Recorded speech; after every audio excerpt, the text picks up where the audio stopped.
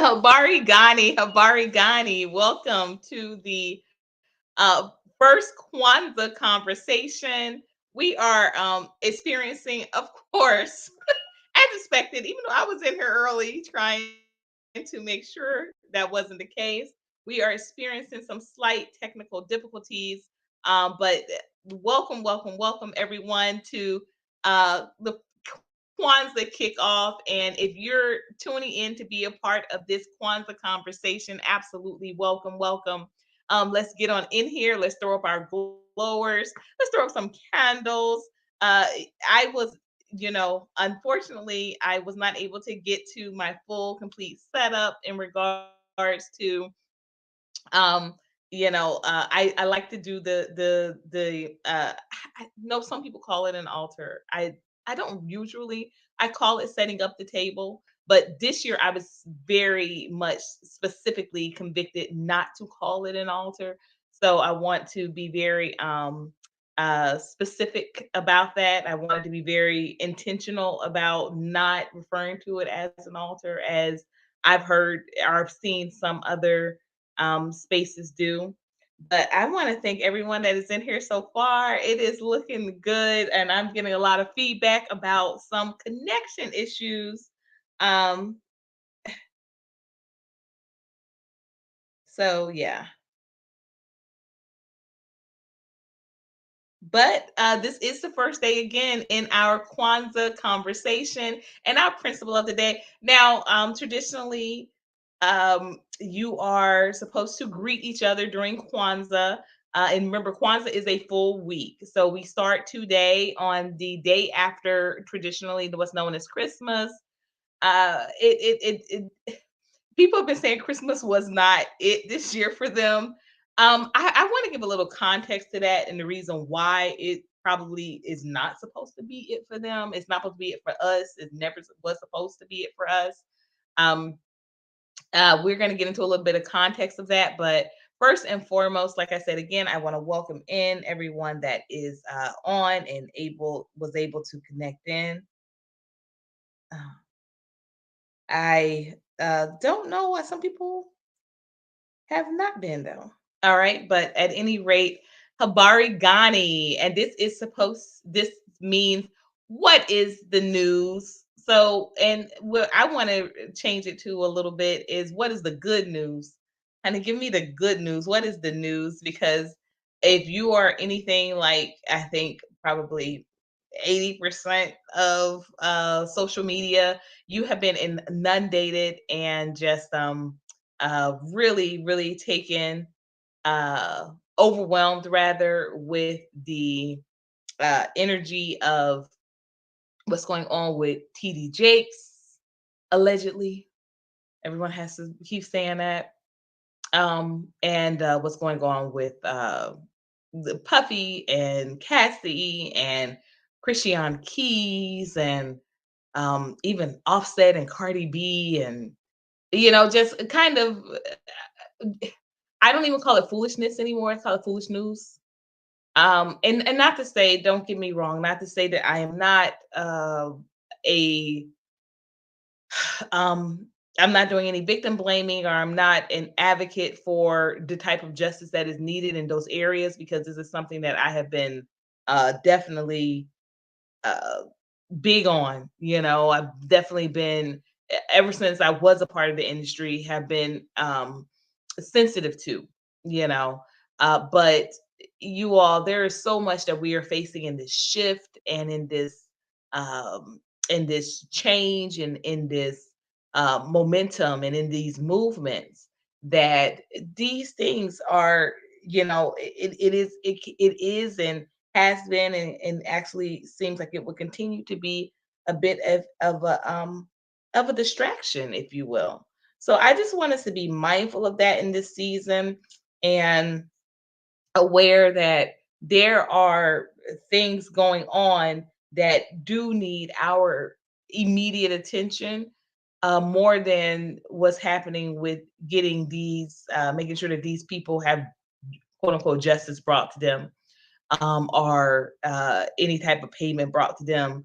there are things that we need to do and should have be more focused on in our collective and in our communities and in our diaspora. So I just want to just give some word to that. So and I am loving y'all now. Some another way that I have been making sure that I have been able to uh pay closer attention to um what's going on as far as in um real time is by tuning into some people that are just making sure that they're talking about things that are going on in real time. And one of those being, of course, Dr.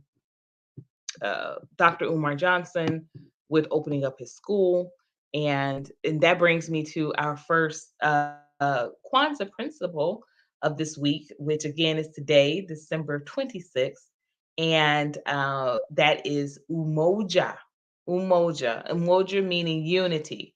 Now, there are 7 principles, and we do want to go down the list. Of course, tomorrow being the funnest one, I think, of the list. I don't want to say the funnest, but it's just always a kick to say it. Kuji Chagalia, and we are going to be having fabulous hosts for that principal. So I encourage everyone to get in here at the time that they go on, which, if I'm not mistaken, will be 12 noon as well, or it might be 1 noon. But please make sure you check your Kwanzaa conversations and making sure that you are staying on point with that. And then, of course, we have coming up on a Thursday. Um, Again, just another, we have hosts all this week with corresponding with these principles, but we want to definitely keep in tune with people that are in alignment with the messaging. You all, these the guests that are speaking this week were specifically and strategically chosen to coincide with their principle beautifully and magnificently. And what's fun also too is that I chose a couple of people whose birthdays actually aligned with these weeks as well. So I thought that was kind of I always, like I said, that's the PR in me, y'all. That is the PR in me. But we are going to go down our list. Just was waiting for a few more people to get in here, but that is fine. We're gonna go down our list, and then that way we can start again our Kwanzaa conversation. But our um, principles are Umoja today, unity, Kujichagulia tomorrow, which is collective work and responsibility. And I love that. So the guest speakers, our host tomorrow will be Andre and Shelley from Urban Country Films, and they are going to be able to specifically share why it is a difference between actually Umoja and Kujichagulia. What is the actual difference? And I love because with the media company that they run, it is showing a difference. Whereas Umoja or Unity is more so like, I think, on a community, family, almost like a tribe basis. And then Kujichagulia is more formal or professional approach. But they'll be able to explain more tomorrow. So please make sure you tune in. We have Ujima, collective work and I'm sorry, Kujichagulia is self-determination. And Ujima on Thursday is collective work and responsibility. Then we have Ujama, cooperative economics.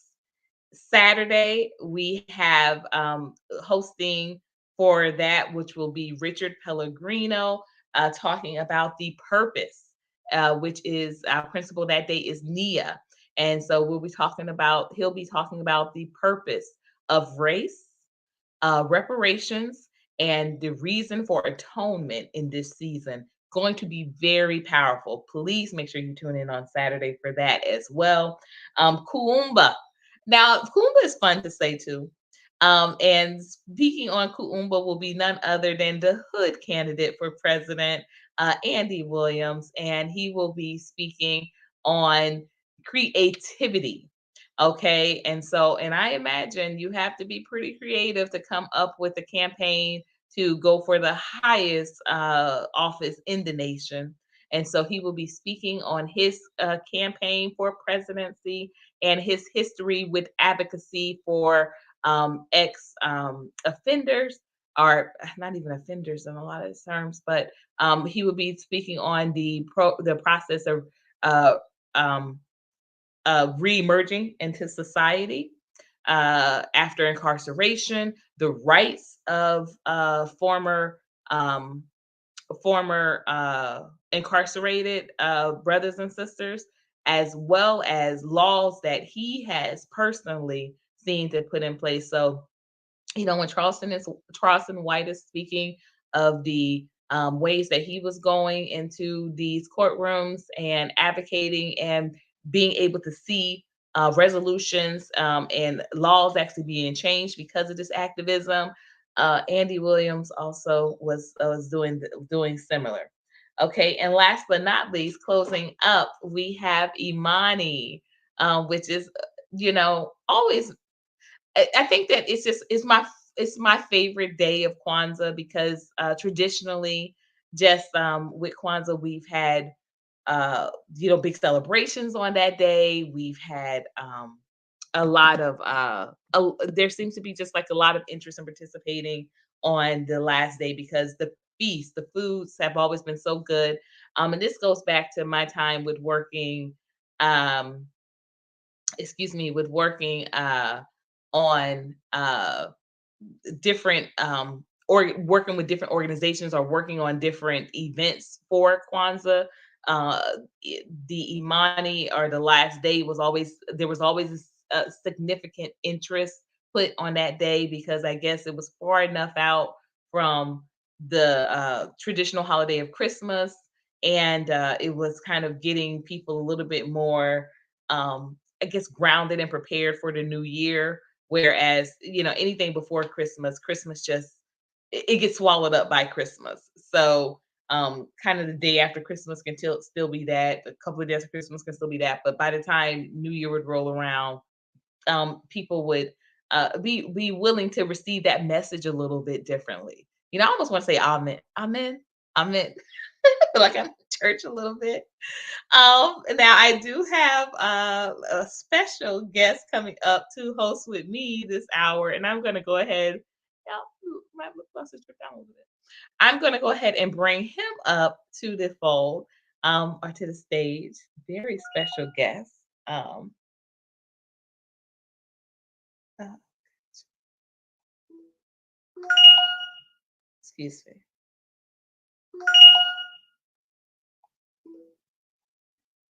Oh, a little bit more difficulties.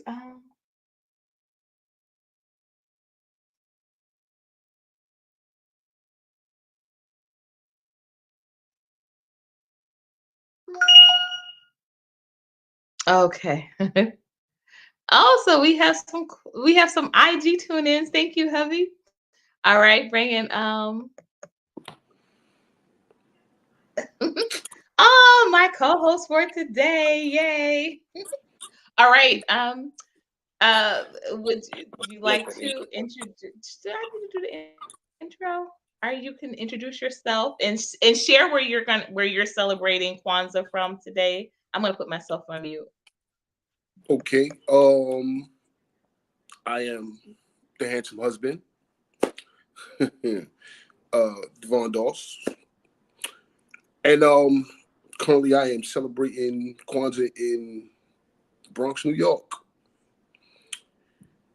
and I think we are doing Emoja. Did I pronounce that right? Umoja. Umoja. Umoja. You said it like Umoja. like emotions. Yeah, I mean, like I butcher all of these. Did all of them? The only one I get right is Imani. Did I get that one right? I don't even think I got that one right. But Unity, and it's the first one, but it's also my favorite. It's my favorite because I'm all about the unity, all about the teamwork. Rah rah rah, sis boom ba, one sound, one band. So yeah. So would you want to know what unity looks like for me? Well, like I said, it's drumline for me. One sound, one band. And what I mean by when I say that is it's about tribing. It's about whether you're into intentional living or you're living in the projects, one of these what do you call it, subdivisions, wherever it is, it's about tribing. It's about that we're all fighting the same fight. We're all running the same race. And if we're all going to be doing this, then why not do it together? Instead of the individuality, we do it together. There's always strength in numbers. And when I say this, I'm saying it to, like, treat my nana like you would treat yours. Watch after my kids like you would watch after yours. And get to know your neighbor. It's okay to say hi. Just, instead of being neighbors, be a community. Don't just walk past them like you don't know him, like you didn't see him like the last 9 straight days. Speak to one another. Become a real community and not just a neighborhood. Anybody asking, like, what's the difference? There's a big difference between community and neighborhood. And all you got to do is go down to Chinatown. You look into Chinatown. That's a community. It's not a neighborhood. That's a community. You go to 112th between Lenox and 5th, Forster Projects. That's a neighborhood, not a community. There's the difference. You go into Brooklyn, into Crown Heights. That's a community, not a neighborhood. You go down here to 3rd Avenue in the Bronx. It's a neighborhood, not a community. And like I said, we need to look out for one another, and not just during this 7 days of Kwanzaa. We need to do it every day. Every day, the everyday stuff. When you see my mother with the shopping cart, no, Miss Grant, I got that. And you push that shopping cart because I'm going to do it for your mom. And, we just have to, we have to, the only way we truly, truly will survive is together. Like I said, there's always strength in numbers. Always. We start this unity with marriage, family, tribe, empire, nation. And then we have strength. True strength. This is where we make our stand. And it's fitting that unity is the first in the principles. Because with anything, you need a foundation. You need a strong foundation. And anything done that's not done with unity it's not going to last. If your foundation is weak, then whatever you're building, whatever you're attempting to build, will fall, will crumble. So with strong unity, everything else comes together. So this is why it's just so extremely fitting that unity is the first day and the first thing, because nothing else can happen without unity. Nothing. So, co-host, what does it look like for you? Or rather, I don't know. Do you think real unity is possible in our community? Wow. Okay. So again, we want to welcome a few people. Thank you all. And I know it does sometimes on YouTube. I want to thank everyone for coming in. We have had a bit of a surge, and definitely want to thank you, Hubby, for making sure it was posted on IG as well as through our People Are channel as well, which is Plantation for Reparations. And if you have not visited that website and just got engaged there, why not? Okay, let's just tune in, tap in. So want to thank everyone that has come on in, and I know it does sometimes take a little bit on YouTube, which is something that we were discussing literally yesterday, and we are going to be working these kind of kinks out as the week goes along, because there's something about a delay from when you can for when you can access it or see it. I know, right? Don't even respond to that. We are not even responding to these comments right now. Um, but funny that you should ask about Umoja, and because or funny that you should ask what does it mean to me, because um with Umoja being our kickoff principle, right? And when I say our kickoff principle, and because we're hosting that today, and this is the first principle of the for Kwanzaa week, with it being the principle that we got, right? The principle that we ended up hosting, because with it being the first day after Christmas, kind of people are, they're winding down. We had a couple of birthdays yesterday, so um, Yeah. it just came to me that we were the ones that we're available to host today. That is the reason why we are kicking off Kwanzaa. It wasn't because we were just like, nah, let us get it the first day. People are, doing their thing, and so unity, right? With people doing their thing, they kind of do not do we don't focus on each other's thing. We don't focus on with each other. We are doing our own individual thing. And so Umoja hit really differently this year. And because again to give a little bit of history or a little bit of context, I have traditionally been celebrating Kwanzaa for about 26 years now. And I can tell you, no year has been the same. There have been some years where I'm like, Pumbaa. It was my best day because it was creative, and it's been some years where I was asked actually to speak or participate in different events. There have been a couple of years that I was asked to actually help plan Kwanzaa events.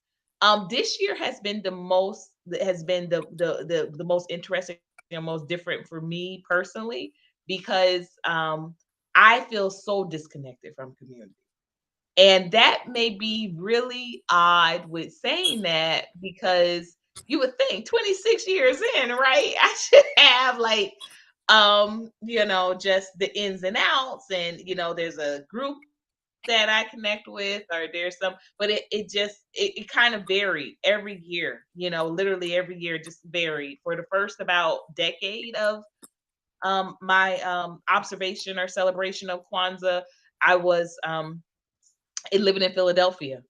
And in Philly, there was something to do in like every little kind of nook and crook and turn, and or it was just acknowledgement in all of the stores, we went to and we visited. It was a different experience, and it was a new experience for me, even though it ended up being, like I said, a whole decade's worth.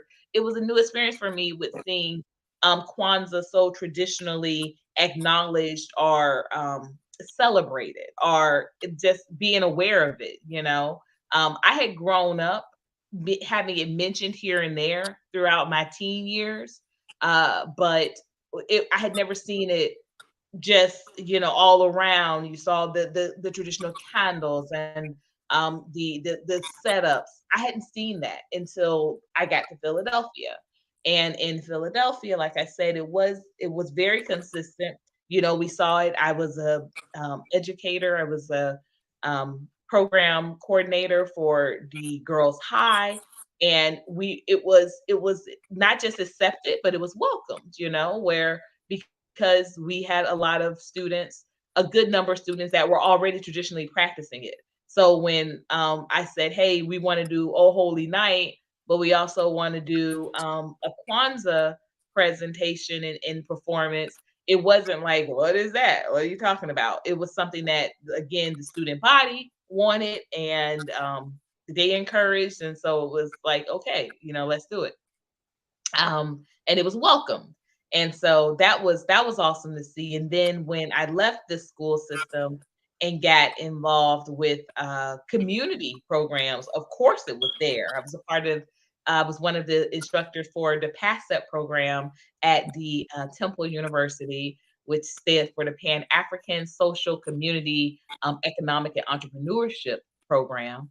And so that was by far the most just involved and most phenomenal just engagement that I'd ever seen with Kwanzaa. It was like a big production. It was like Broadway, you know. And so, but this year, I was very much looking forward to Kwanzaa starting because you all last year, and we will go a little bit more into that as the year turns. I think that Devon and I both, we really didn't know how to present, how to share what was happening. But we went through a lot this past year, and um, together as a family, as an initiative with Plantations for Reparations, as a reality, with the full scope of what that initiative has meant. We just went through so much, and we didn't know how to really present it.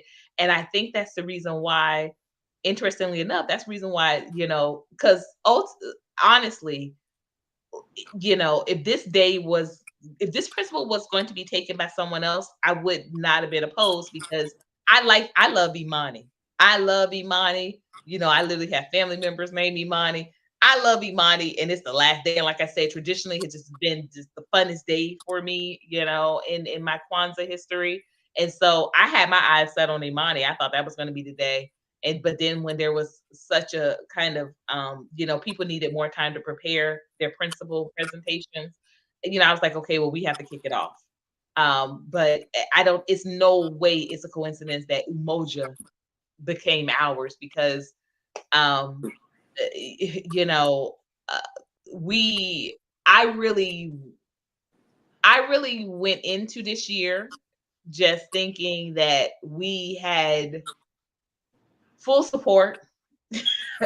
We had um just we had a good understanding and a good grasp of the type of eh, just interest and awareness and appreciation for what we were entering into with the purchase of the plantation here in Athens, Georgia.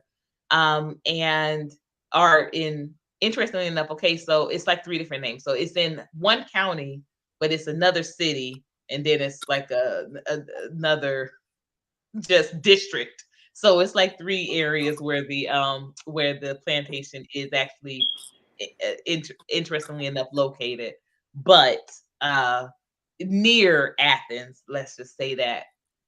And I was blown away. I was disappointed. I was hurt. Was confused by how there was just a real lack of that type of unity. There was So the umoja that we speak of, it's like, uh, do we should do we is it how do we create it, so to speak, if you will. So again, the first the first question there is, do I think it is possible in this day and age? Well, I want to say this. I want to say like my daddy used to say, anything is possible. Anything is possible, right? Even the word "I'm possible" is possible. Um, but just to be quite honest with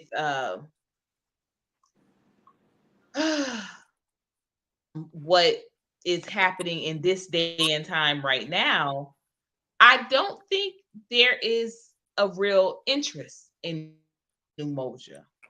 I don't think that I definitely think it's possible. I just don't think there's an interest in it collectively because emoji. Remember, emoji is not just your family. Emoji is not just me and Devon saying, "Hey, Right. emoji, yeah, we're practicing it." It is community. It is the culture. It is the diaspora. And as I mentioned in the top of the conversation, I just think that there's so much that is happening uh in regards to the distractions, and strategically so, that there's not an interest necessarily in unity. There's distractions from all of it. And so um I mean, and like when I say this, y'all, I'm not being sensationalist. I'm not trying to be a provocateur. I'm not trying to be controversial. I'm really speaking from an honest truth. Like, uh, because, and I think a real telltale sign of that is um, just briefly, wanting to share that when we were going through just, first of all, losing the contract or canceling the contract on the plantation purchase, and we were going through just trying to connect to a community that could, tell us, okay, well, where can we get a home, and where can we get um some opportunities, where can we get kind of connected to the same type of network that we have been familiar with even just in Atlanta. And I just underestimated too, just thinking it's just like an hour away, if that, 40 minutes, 45 minutes away. How can it be this vastly different? Whoa. That was definitely a huge underestimate under that was hugely underestimated. I think we Um, both underestimated that. yeah, we did. Yeah. We actually did. But what we did find were there were pockets, like we would get little spurts here and there, but it's like it's a difference. And I want to speak on that a little bit more too. It's a difference between people that help because they know, because like I said, I think people could see like we weren't BSing, like we weren't, you know, this was not like something, we didn't just like, drum this up and now we're just like sitting around homeless because we done, just squandered off some money on, just whatever. But we literally, this was real. This was a business deal that really went just like the rug was pulled from under us and we were left scrambling with trying to find some footing, some seating. And so there were people, like there were groups just in pockets here and there that would say, dang, we feel so bad, we'll help you out. But it's very telltale that now that we're somewhat kind of on our feet and position, those same people are like, the only thing I could do was like help when you were down and out. But it's full engagement, full unity, that's not an interest. That's not an interest. No. And so It, that's it, why I said, go ahead, babe. wait, hold on one second. It's like as long as we were a charity case, as Mm, long as we were uh I don't want to, because like I said, I appreciated everything that everybody did. I truly, truly do. But what it feel like is that as long as they felt that they were above us in station, that they had no problem trickling down some to but now that we're not even or drawn to a point where we can see eye to eye, Now they just like, oh, okay, well, you're good, and they off to whatever the hell they was doing.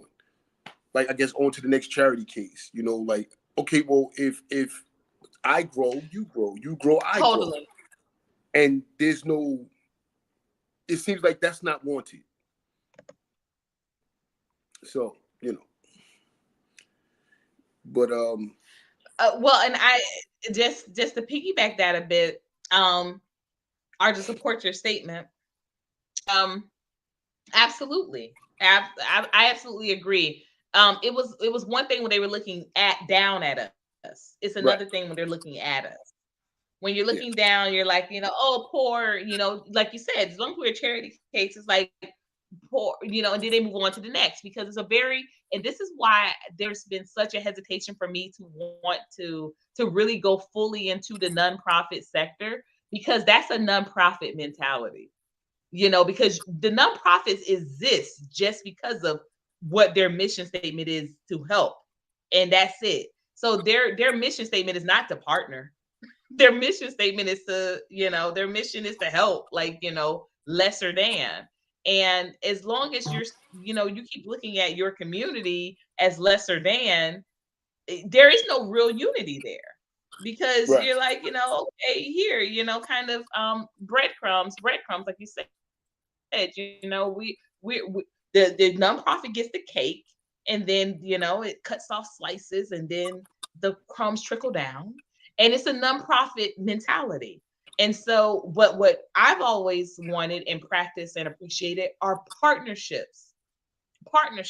I want to partner. I want to unify. I want to align visions and say, okay, well, this is what we're both, this is what we're both trying to do. Let's see how ways that we can collab and do it together.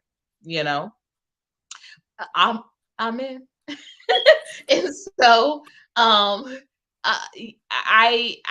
do think that it's possible, but I don't think it's an interest. I don't think it's it's real, you know. I don't think it's real active interest there. If that okay. makes So let me ask you this: how would okay. you personally, not what Okay. you know, I'm handing the reins over to you, Okay. and I want you to get 10 people, no, 10 families interested. Wow. Wow. And how would you go about doing it? What would you implement? What would you apply? Well, how would you do it? Um I don't, like what I am doing already, I guess. Okay, so again, because I saw a need, we saw a need because of what we went through.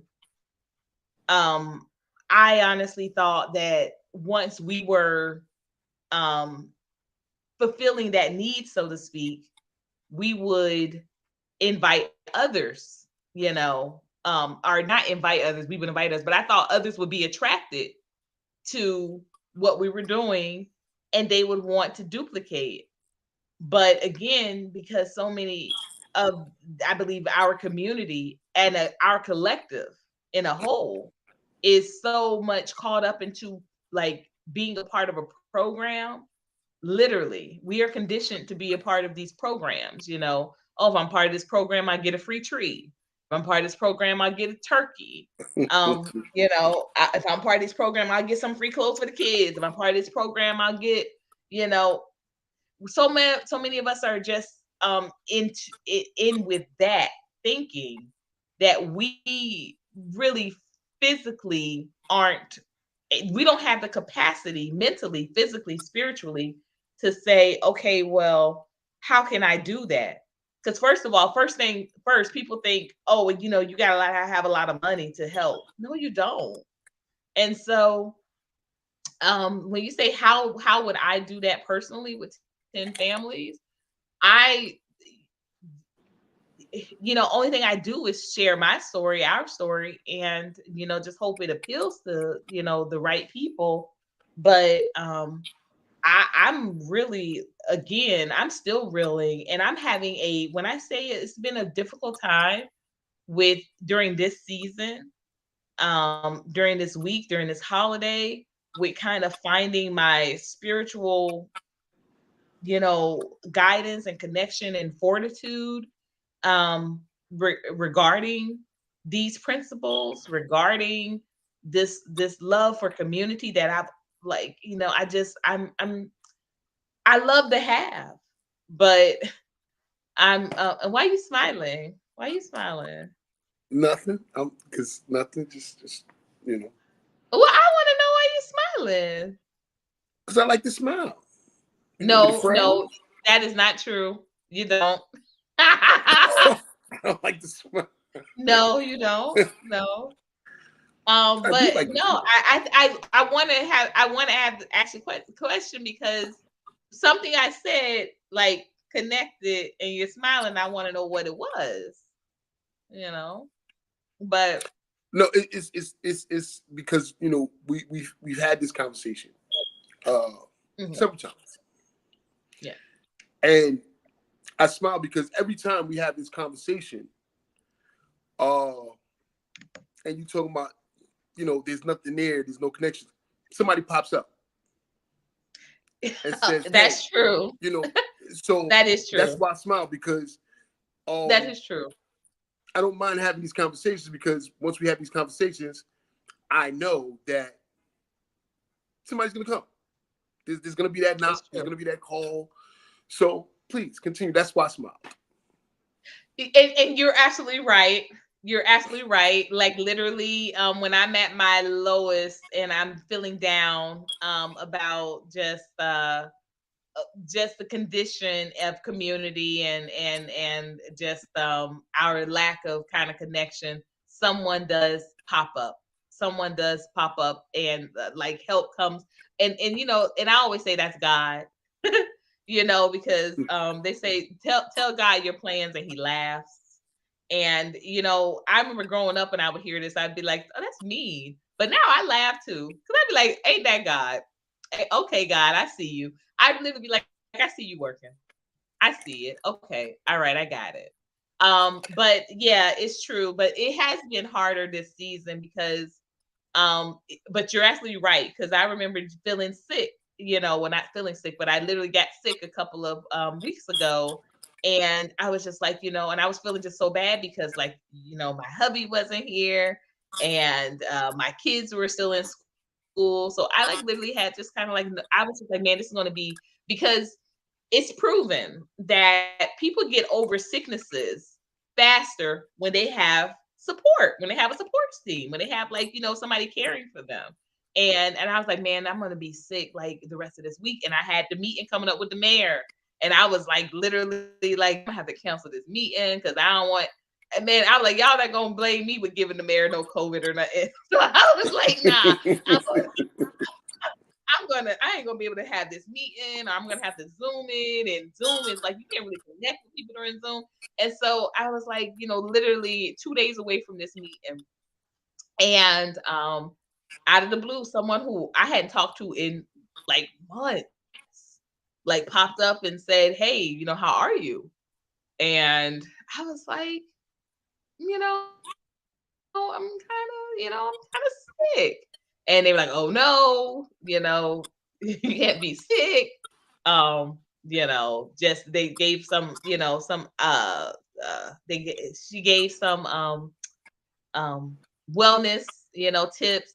And then literally the next day, someone who I also hadn't talked to in weeks, brought a whole box of great produce, and I was able to make some teas and man, some good salads. And I mean, by literally the next day, the day before meeting with the mayor, I was like, someone had given me a shot in the arm and I was buzzing, and I was like, yeah, I'm ready for this. And I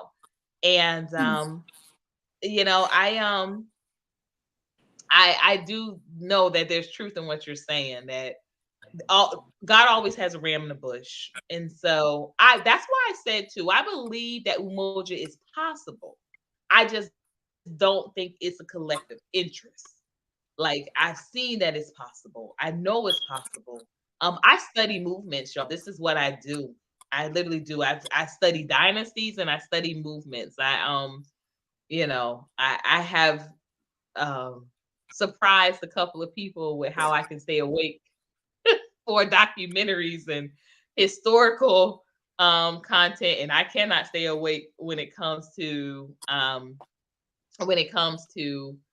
Marvel and science fiction, because movements are something that I can track and say this actually happened. We actually accomplished this. I was actually just yesterday, I was going over some comments in preparation for today. I was going over some comments about where we were as a people collectively, and I saw someone saying, "Oh, we just don't have that. Like, that ain't in me, so to speak." Hey, look, and I said I wouldn't do this. I know I said I wouldn't do this, but we have a couple people that just joined the live, and I love, love, love, love. Is that Shawanda? Um, it was, and that's who I was speaking of, literally. Yeah, I know. Um, See what I'm talking the about? Talking people person, up. she was the person, y'all, who popped in and said, I'm about to tear up. Y'all don't make me mess up my mascara. But she checked on me, and checking on me literally gave me the shot I needed. And literally the next day, a big box of great produce came, and then the day after that, I was able to go to the mayor, and I had all the energy. I had all the energy. I talked so much, I forgot that I had a birthday present for him. I had a little birthday present for him, and but I was so on it. But someone said in that conversation, in the comment that I was looking at, rather, they said we don't have that in us, like we can't do that. And I said the Birmingham bus boycott lasted 2 years, y'all. 2 years, and it picked up.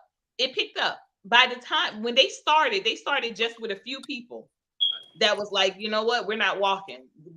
This happened, we're not walking. By the time it ended, they crippled that bus system, and they made a black shoemaker a millionaire. He was like, y'all gonna need some better shoes. We walking, we walking. He was excited, he's making some better shoes, some better boots. So I know we can do it, but will Well, we do it? Is but the question. here's the thing. Here's the thing. Just to piggyback off of your it ain't in us. See, that's the problem. We've forgotten. Mm, Because if you look throughout history, when we've thrived as tribes. mm-hmm. We've thrived when we've been together. Yeah. Literally, we've created empires and nations, but none of this happens without tribing first. Mm, mm, Family is the building blocks of everything. Family is gonna always and forever be the base of everything. Our family units, our family structure right now is probably is probably it is. It's the weakest of all the communities. I don't true. think there's even a close second. Like we are by far the weakest of all the nations, but not nations of all the communities, especially in this country. Now I can't Yeah. speak of other countries because I don't live in other countries. Yeah. But over here, we are by far the weakest. Because when you look in the Arab stores, the brother there, the uncle there, grandpa might be there, the mama might be in the back. It's family. Right. You look at into the Chinese restaurant. You know, it used to be this Chinese restaurant that I used to go to in Brooklyn on Flatbush Avenue, right? And the brother was the cook, right? Yeah. The mother was on the register, Her youngest son did deliveries, Yeah. and the husband did everything else. He would kind of freelance. He would, when he needed somebody else back there to cook, he would cook. There was only one other person that wasn't part of that family that worked there. One person. Everybody else was his family. They all had the same last name. Well, actually, his first name, and then they do the first name last. But no, Mhm. yeah, the first name is last name is first, like that kind of thing. But that right there speaks volumes.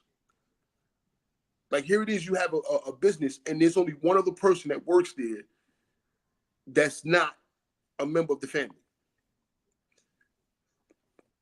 We don't have that. And not only that, but we don't even patronize our own. Yeah. So, but it all starts with family. Like, we have to strengthen our family unit. That's a must. This is the only way we survive. You have to strengthen your family unit. Like I said, it's family, tribe, so on. So you cannot build a nation if you don't have a family. Yeah, the You, unity has to start. It has to be an example of unity. And I see we're coming up. Well, we have about 10 minutes left. As I promised, we were not going to keep everybody long. That's why, I told y'all. I said y'all got to get in here on time because we are and we're doing this out of respect for our guests coming up the rest of the week, y'all, because they are some phenomenal and powerful guests. And I just really do not want people getting into the habit of coming in late and you're missing a lot of great content, a lot of great context and messaging. And we want to set a precedent because we have phenomenal guests coming the rest of this week to host these Kwanzaa principles with you and have these conversations, lead these conversations. And I don't want us setting off a bad tone. I didn't want us saying, oh, just kind of come in when you can, but we want to have it more structured. And so this is the reason why I know y'all comments are lining up, but we wanted to have it structured so that um, we are addressing the comments during the specific point in time. And that what you were just saying, Devon, husband, gives me a great segue into the comments. So, first of all, just want to acknowledge a few people that have jumped into this room. Y'all have, like I said, y'all showed up. Thank y'all.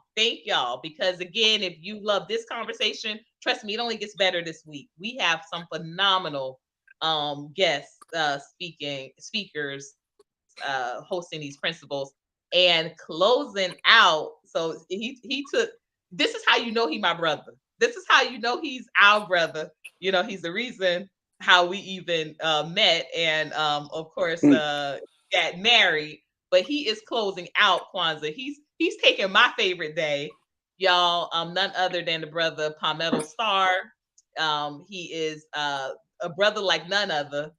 Too raw for TV. When I tell you from day one, Palmetto and I have been friends now for about 13 years, and best friends for about a decade of those 13 years. But just you ain't never met somebody that says that's about what they say they about, like this dude says he's about. Whether it was getting up at 2, 3 o'clock in the morning to make sure my kids had flights, had they flights going to see their father. Whether it has been just making sure that the cafe got rolling. Man, like I said, it's official in his temple, in his home. Colored Only Cafe is on the wall. That's how official it is. And then, of course, he was the reason for the season and how I met my hubby. And so he will be closing out this Kwanzaa conversation series on Monday, January 1st, y'all, with Imani. And he will be talking about the not only it going into the 2024 year of open doors, but he is also going to be talking about the Haitian Revolution, and he brings it like none other. We actually got kicked out of a church for participating in a conversation that he had Oh, about unbelievable. the Haitian Revolution. We got kicked out of a whole church, but we stood behind it and said, hey, we were a guest on the show, and the show was phenomenal. You should watch the whole thing. You should have watched the whole thing. But this is a brother like none other, and he will be literally closing out and that's the way it's supposed to be. Like I said, I believe nothing happens by way of coincidence. But he has a phenomenal event that he is organizing in Atlanta this Friday, y'all. If you do not have y'all tickets, please do not hesitate. In Atlanta this Friday, it is going to be an awesome consciousness cipher, a cipher of consciousness, and they have amazing people coming in place. Professor Griff is going to be spinning. Professor Griff is going to be spinning, y'all. So when I tell y'all it's going to be amazing, please make sure reach out to this brother. If you're in the Atlanta area, even if you are not traveling, get there, because truth be told, he moves like that. I love Palmetto because Palmetto does not do something that he wouldn't ask you to do, and vice versa. And I love that about him. He's always been that way. And if he says he will travel, I've seen the brother. He will travel to other states to get it done. You can come to another city, okay? Oh my gosh. Yes. Thank you, Roots of Love. Yes, we must keep these conversations going, and we will. We're coming into our last 5 minutes. Now, generally during this time, we want to highlight some comments and address them. And like I said, hubby set up a great segue because Naima asked, what are some suggestions? And y'all, I'm sorry, I did not mean to take y'all around the block. I know I do that. I didn't mean to take y'all around the block with my own personal story, with our own personal story. But I want to be very honest that, my suggestions are, I'm kind of, and usually I am a person that always has, I always got a plan A, a plan B, a plan C. I'm always jigging up like, yeah, let's do this, let's do that, do that. This year has really, it has me regrouping in all types of ways. We have a very big project approaching, very big. And I'm just trying to get my mental fortitude back just for that. Because this year took so much out of us. Just like I said, emotionally, physically, financially, spiritually, it took so much out of us that it might be why I'm sleeping so much now. It is. I think it is because it was for so long we couldn't. It was for so long we couldn't. Like, and kudos to my husband, like literally, became a Uber Eats, like just a warrior out of like literally overnight. And it wasn't because, hey, that was always the plan. But, when you're trying to get up these monies for this hotel, you can't do it for just that day. You have to do it for the next day too, because trust me, they come and knocking at 10, 11 o'clock, where's the money?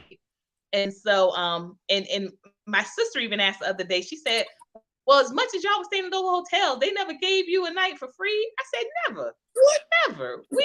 She literally asked me that. He was like, y'all never talked to the manager? I said several times. He would be the main one telling us no. Telling us no.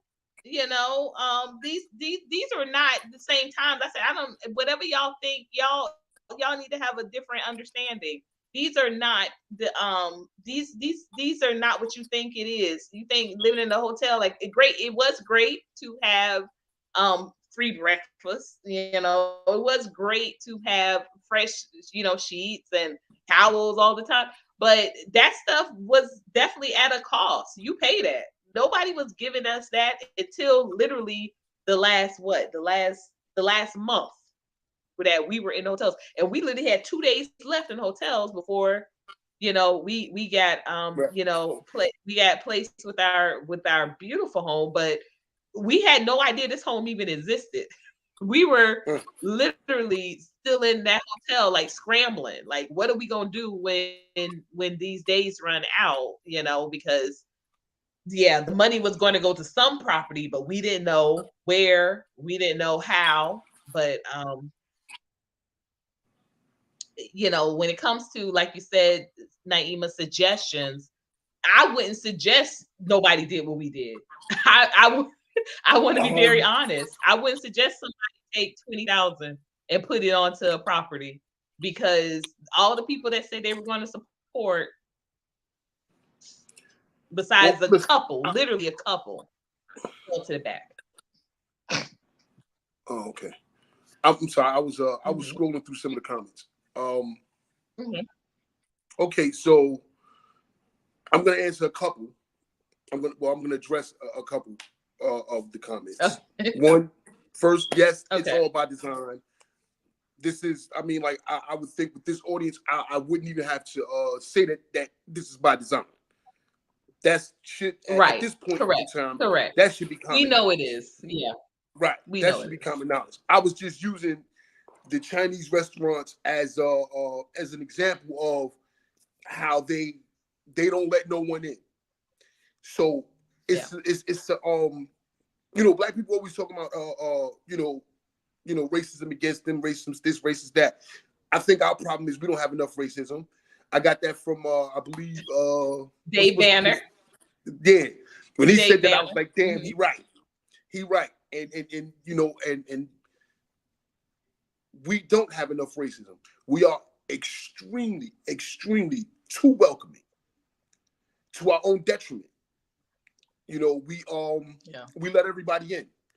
This is why, you know, the Arabs got the store, the corner store, which used to be, you know, the bodega, which ain't the bodega no more.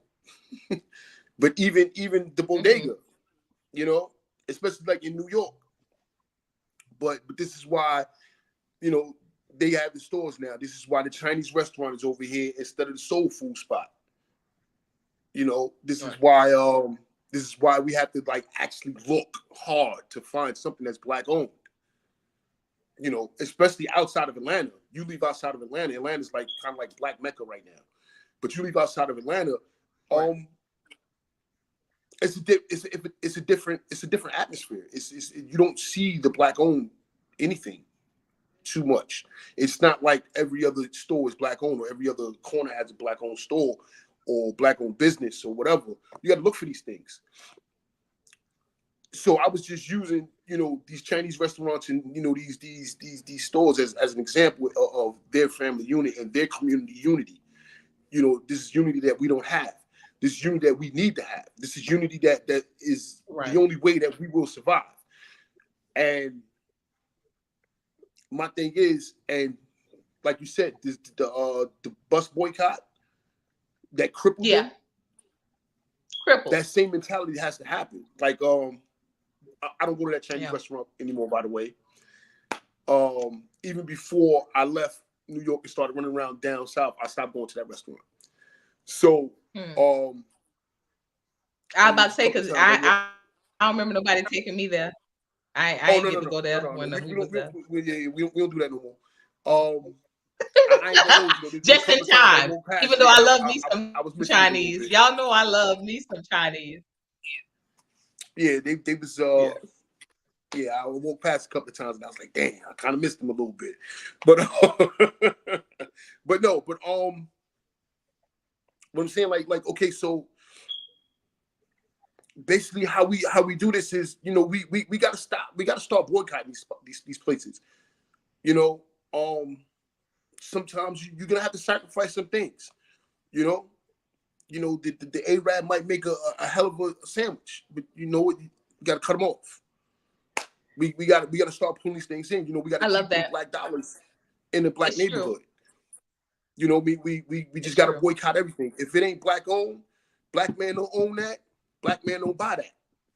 Very simple.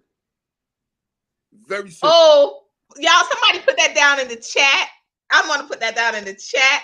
Black man don't own that. Black man don't buy that. Exactly. That's it. That's it. That's We it. keep those That's black it. dollars right where it belong, right here with us. And honestly, we just got to make a conscious effort to connect with each other. That's it, man. Yeah. We got to make a conscious effort. We got to go. You got to go out of your way, man. And it's crazy because I just thought about this just now. I'm gonna make a me myself. I'm gonna make a conscious effort to meet at least 3 new people a week and make an honest connection with those 3 people a week. This is what I'm doing this season. And I figured, like, if you meet Mm. 3 new people Y'all. during the course of a week and make a real connection, think about your network. Think about the community that you're building within that year, within that season. You understand? So and Yeah. I just thought about that. So this is hold on. I gotta write that down. I gotta write that down. That's Go going in the ahead, book. babe. Well, this is on YouTube University. You know what? I love this because you know what? Even as husband just said that, it reminded me, and I think you, Naima, as well, because you reminded me. Because even just thinking, well, what are some suggestions? What he just said reminded me of something. Literally, I was asked this same question back in 2022. Y'all can check my TikTok, colored only Courtney, and I was asked the same question posed about like how do we make this shift? And I said, number one, if you are not working for a black person, find a black person to work with until you're working for a black person.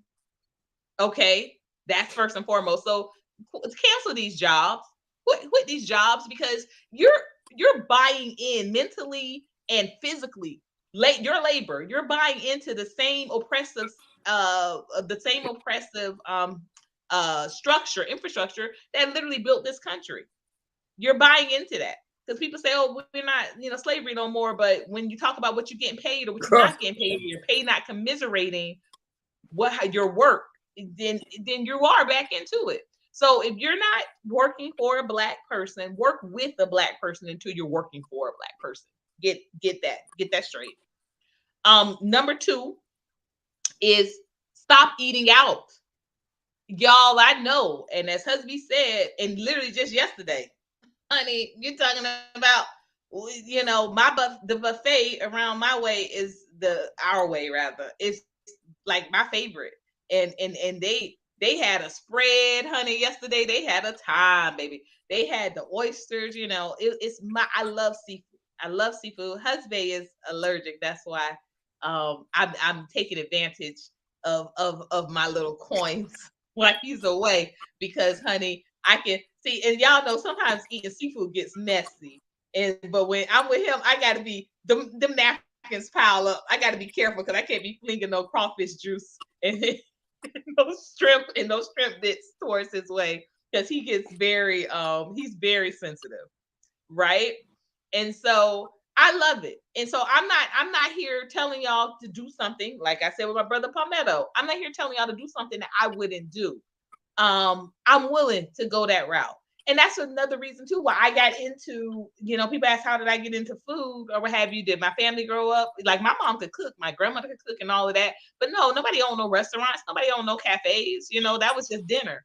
But I got into doing that because, I was literally the my first year of the cafe, I made a commitment to only eat from black owned establishments. And y'all, I'm telling you, I had to take my kids to Chick-fil-A every Friday. Like it was, that was our thing. Chick-fil-A every Friday.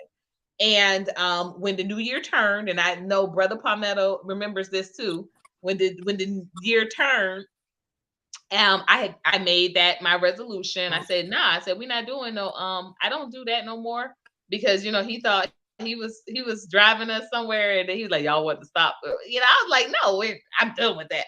I'm done with that. And the kids were like, no, mom, let's get some pizza because it'll be a while before you make. Because y'all, when I make food, as hubby says sometimes too, I be pulling all types of sauces and all types of like. When I tell you I Yeah. scratch make, I scratch make. And so it's nothing that's gonna be quick. You're talking about at least 30 minutes, if not an hour. I like stews, vegetables I do quick. If you want something quick, get a salad. And that's what I be telling all of them too. Chop up some veggies. But get into cooking your own, or going to someone that does cook, buy from their kitchen, because literally that's what you're doing anytime you go to these restaurants anyway. Then you look in that kitchen, it's us back there cooking. Most of the time it's us back there cooking. So why not go to that person and say, hey, can I come and get a plate off of you Friday, Saturday, what have you? Can you make me a pan of that mac and cheese? Them kids been asking me to make mac and cheese for the past 3 days, and it's like, I don't even like it like that. And I'm like, I'm just gonna make a whole pan of mac and cheese for y'all to be, like what? But what have you? I'm gonna have to probably break down and do that, because they've been asking for it for about 3 days. But stop eating out. Not only will your pockets thank you, your waistline will thank you, and your this builds up. They call it a value fortitude, right? You're adding value to your community by cultivating this skill. You're adding value. Okay, you're cultivating this skill because it does make a difference to have someone in your community that knows how to cook and how to feed families. I'm still working on just even understanding and appreciating and growing that skill set too, because I'm good with knowing how to feed my family, but feeding a community wise, that takes a different skill set, and I'm always working on recipes that can do that, and also doing it very cost efficiently. And last but not least, with suggestions, y'all, cancel the rent. And I know some of y'all like, what? I can't. Courtney, you just talked about how crazy and how hard it was hoteling. And yes, I did. And yes, it was. I'm not going to lie to y'all on that. But again, I'm not going to ask y'all to do something that I wouldn't do. I haven't paid rent in 6 years. I'm not interested in it. I'm not saying that stuff doesn't need to be paid for. Yes, property needs to be upkept. Okay. Property needs to be upkept. Property needs to be managed. There needs to be certain provisions and accommodations that you should have if you are residing in a property. What I have become more advantageous on is looking for ways to do all of which I've mentioned: property improvement, property management, provisions, and accommodations. So that's what I do. So that, what, I'm not feeling like I have to go out and get 2-3 jobs to pay every month. I'm figuring out, okay, how can I add value and improve upon this property? Okay. How can I make sure that I'm cultivating and increasing property area value increase? How can I do that? I'm doing that by creating programs. I'm doing that by providing services for people that live in the community. Well, hubby, I'm glad that just felt, and not you, because we was gonna be very worried. But I am. Those are some ways that I am making sure that value of this property is improving, and I am a part of that improvement. Okay, because y'all, that landlord, and I don't call them landlords with me, I call them property or estate caretakers. That property manager, whatever, can do whatever they want to with your money. They can. It is not anything written that says they have to use a certain percentage of it to go towards property improvement, to go towards property repairs, to go towards adding value to that community. There is nothing that says they have to do that. They can literally just take your money and pocket it. And let me tell y'all another secret, because I've worked for property developers and management companies. Property begets property. So as long as they have property, they can go and get loans to get more property. It does not matter how many people that are paying rent in the properties that they have. It does not matter how many complaints that they have. Like you always want, some of you might wonder, how do slumlords get more property? Because property begets property. They go into a bank and they say, I own 5, 6 properties. They can get approval to get 5 or 6 more properties. It is not reliant on your, people say, oh, well, they got to make a living too. That's their business too. Their business is owning properties, and that's what keeps them in business. It's not your rent. It isn't. You know what your rent does?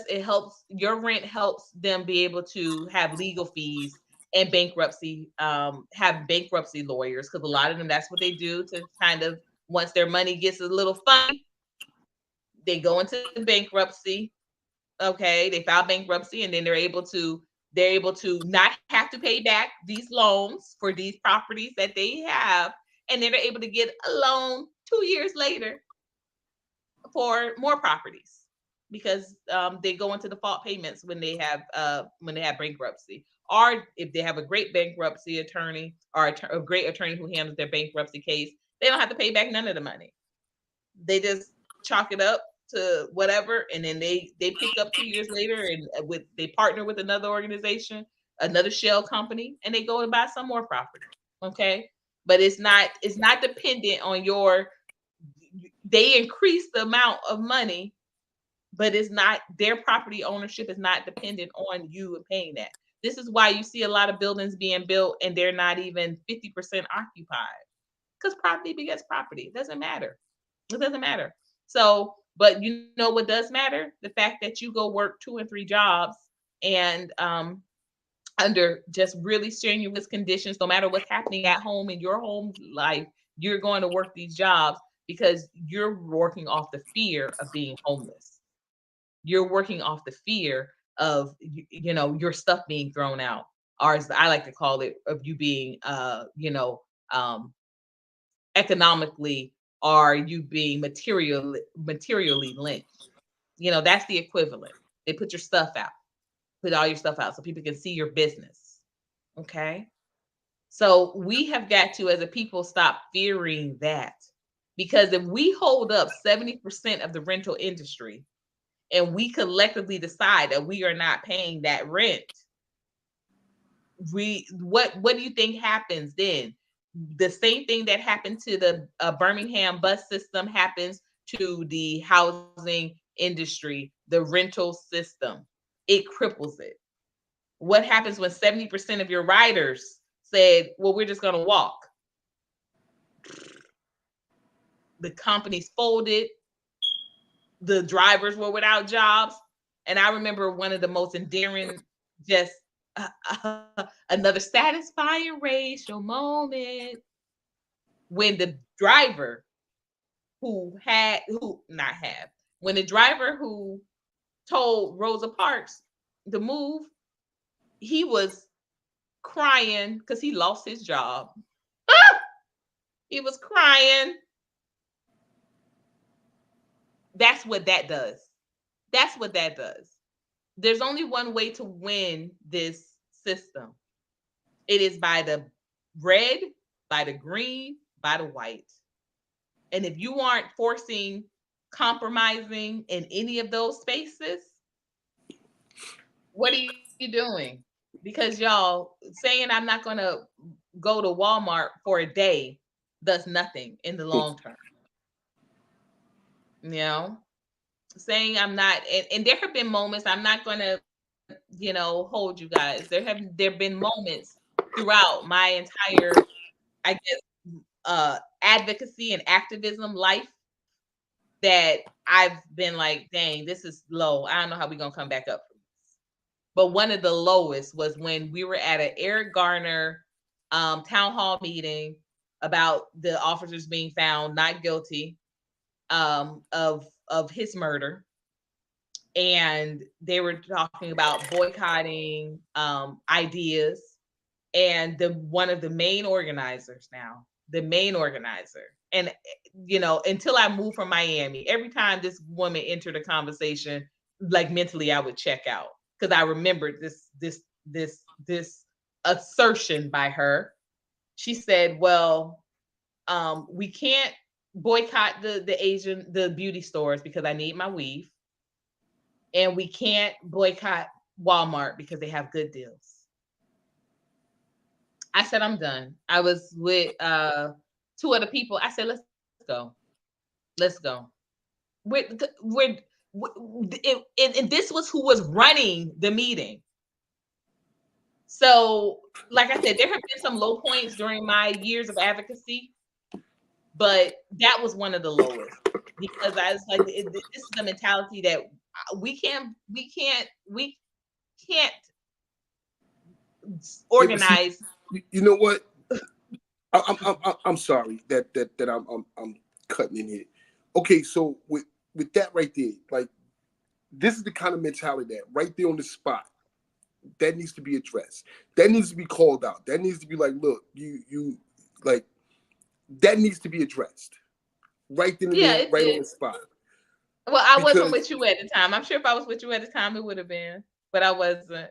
You know, yeah, understand. But I mean, for future reference, and this is for everybody. Like I things like agree. things like that. When you're in any particular gathering and discussions are being had about any kind of social issues or any kind of uh uh you know solutions, or what are we going to do and how are we going to address this and how are we going to address that, and someone says something like that or has that kind of mentality, now I understand that everybody ain't gonna come into the fold. You can't bring everybody. I understand that, but things like that have to be addressed. And for that person to have been the organizer, once it's addressed, everybody gets up and says, listen, you are no longer the organizer of shit. So you go to Right. Walmart, do your little shopping, get your deals, and then go to your hairdresser. I mean, I have, other things about this weave and eyelash and all that other shit, but that's a discussion for the whole another time. But Thank you. you shouldn't even be wanting to put that crap in your head anyway. But Agreed. what I'm saying is like mentalities like that has to be addressed. It has to be, and I mean you can only say like, hey, listen, this is you know this is the diplomatic way of saying it. Hey, listen, that's not really the right mentality to have. You explain to them that if they come, they come. If they don't, they don't. But people like that need to be cut off. Like you I listen. agree. You What can't. concerned me was that, like I said, she was an organizer, and she went on to, like, just be, because she was an organizer of this, and she was an organizer of an institution that they were ahead of a lot of cultural engagements and that sort of thing. And that's why I said every time I was at somewhere, like there was an award show, if there was a ceremonious event, anything cultural, as soon as her name would enter the conversation, I would politely excuse myself. And in two of those events, I had called upon a community meeting, and one of them she showed up, and I just couldn't believe it. Like, I was just like, how is it that you're even. So this is where, y'all, we have to be aware of people that are, this is their livelihood. Like, being a face of this is like business for them, but it's not really in the blood, because like I told y'all, with me, like I said, I'm not going to ask you to do something I wouldn't do. And yeah, um again, I wouldn't suggest you take $25,000 and put it into a property unless you for sure you knew you could close on it. But we swung for the fences. We swung for the fences, and we could not close. We did not close. We could not close alone. We could close with, but we couldn't close alone. Um, and we could not close the loan. We could not close Well, alone, and we could not well, close alone. I'm So well. I'm gonna say this. We would have closed, but yeah. some lady decided to flood the building, and we lost our investor. Yeah, but the thing was, I'm saying we couldn't have closed alone, like, you know Right, what I mean, like just right. us. And so would I suggest someone else do that? Perhaps not, but I want to be very honest. We look forward to being able to build with another family. Like that's one thing that we were looking forward to, and we thought that we would have that to fall back on. We thought that okay, once we lost the investor, we would have that to fall back on. So I'm not saying that I would advise it, but I'm saying I know that that's easier said than done, being able to close by yourself. But I would say this. Um, I would suggest this rather. Do continue to, as we have, we're still looking for other families that want to invest with us, now we are also working individually on being able to do it still by ourselves, and that's something that wasn't in the picture before. That wasn't in the picture before. It was all having an investor or having other families. Now there's another realm, there's another level to it. So that is a suggestion. But I believe, just like um Devon shared, my husband said, we to think to plan on doing things alone is just that's it doesn't feel right to me. It doesn't feel right to me. I'm from a big family myself, and even with me not even having the greatest relationship with my family members, with my siblings. I'm talking about people that I shared a house and a womb with. I don't have that same uh I don't have the same desire necessarily, but community wise, I still do have hope that we have to understand and appreciate that we cannot do it by ourselves. That's not what God intended. That is not where we should be as a people when we're also thinking of constructive ways of healing is doing it. Of course, you want to heal yourself before you hurt others. You heal before you hurt.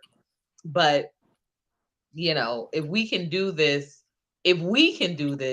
then that means we can do this. And with that being said, we are going to be closing out. I want to thank everyone for attending again today. We did go a little over that hour mark, about almost an hour and a half. But again, I just wanted to welcome you all to an amazing week that we have, organized and set up for you all. Tomorrow, please do not miss it. Train, get a ticket that you won't miss it type stuff, okay? Do not miss it. We have Urban Country Films with Shelly and Andre.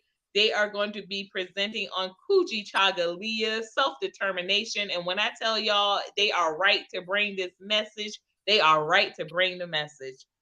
Just creating a media company that has honestly inspired even us, creating a media company and creating opportunities through the media in order to get the awareness, in order to get the exposure that we need, as well as the promotion and support that we deserve. So definitely tune in tomorrow. Make sure that you subscribe or check or click the notification buttons for this particular channel, because that way, when the live goes live tomorrow, you will know immediately.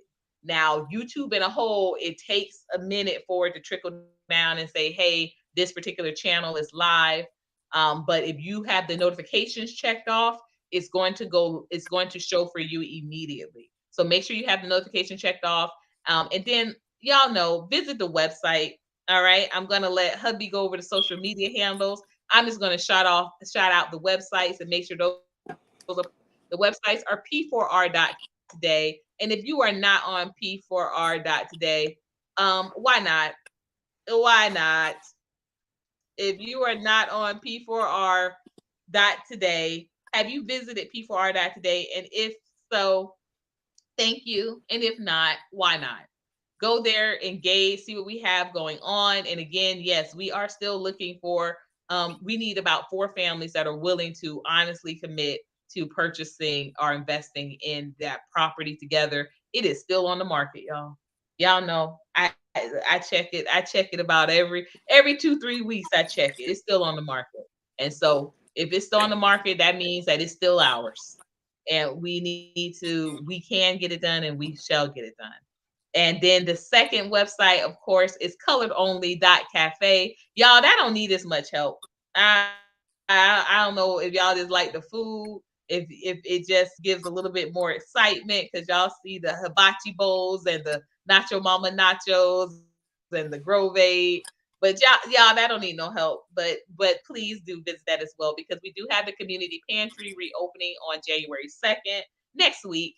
And we have some fun times, some fun events approaching through Colored Only Cafe because y'all, until we feed people, they don't want to do nothing else anyway. So coloredonly.cafe and p4r.today. Please make sure to visit us. Okay, so we can be found at Colored Only Courtney on TikTok, God of War underscore 74 on TikTok.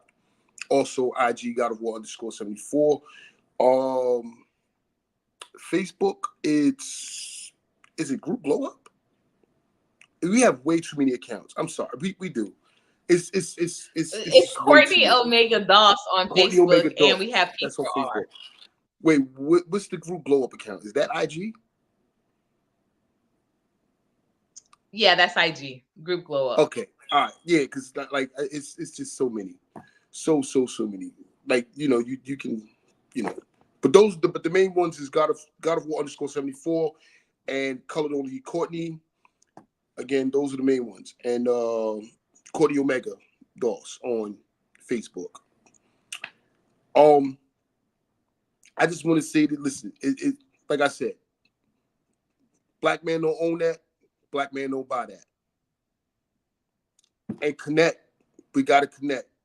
We gotta connect. We can not succeed as a people if there is no real true unity. We must, for survival purposes, we must tribe. We have to. This is the only way. If you don't like the word tribe, fine. We got to come together. Uh, let me see. Let me see if I can pronounce this right here. Harambe. Did I pronounce that right? Okay, Harambe. There you go. Now, if I'm not mistaken, Harambe me. I wrote it down because I'm not as well versed in Kwanzaa as my lovely wife here. But I believe it means let's do it. I thought I wrote it down. Hmm.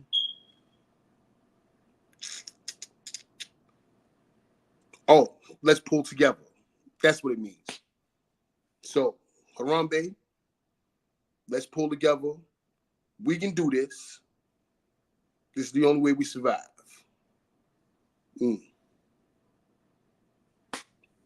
Mm-hmm.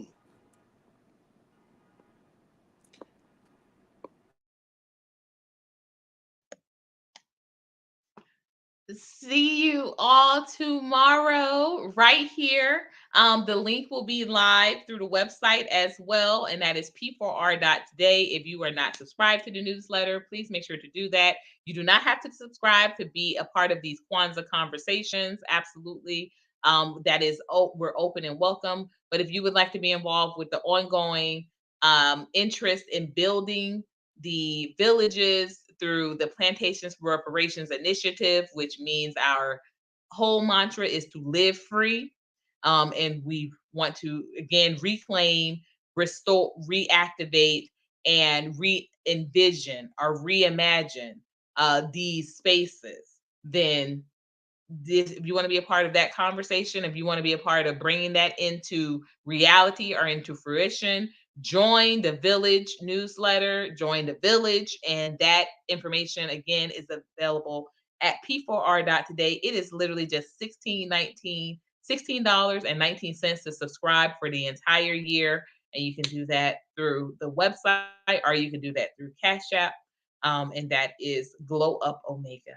But until tomorrow, you all, Habari Gani, bring the good news, and Umoja, unity.